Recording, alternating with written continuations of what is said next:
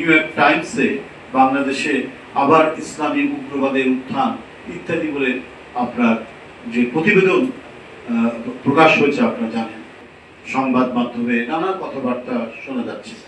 সব কথাই কি ঠিক এমন আমি বলবো না, কিন্তু যতদিন পর্যন্ত না বিষয়টি স্পষ্ট করা হবে ততদিন পর্যন্ত এক ধরনের ধোঁয়াশা তৈরি হবে। চক্রান্তকারীরা নানা ধরনের গুজব রটাবে, অপতথ্য ছড়াবে, এই কাজগুলো করবে।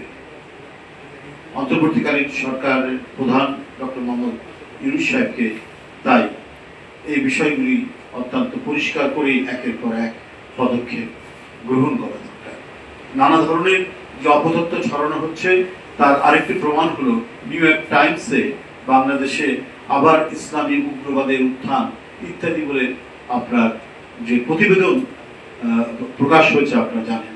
তো এর পিছনে নিশ্চয়ই কারা জড়িত সেটাও বাংলাদেশের মানুষ জানে, এবং আজকে যারা পরাজিত শক্তি, সেই পরাজিত শক্তি এবং তাদেরকে যারা মদত দেয় তাদের যৌথ প্রচেষ্টা এর মধ্যে থাকতে পারে।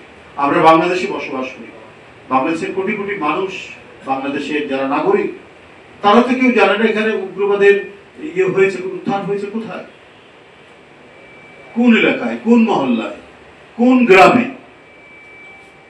এখানে যারা ধর্মপ্রাণ মানুষ তারা উপাসনালয়ে যাচ্ছেন, মসজিদ, মন্দির, প্যাগোডায়।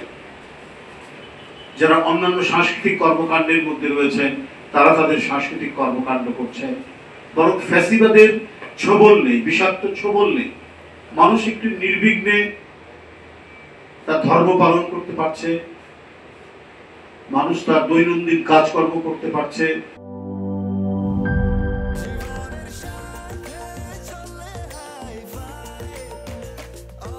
স্বাস্থ্যকর অল টাইম, সব সময় অল টাইম হেলদি লাইফ।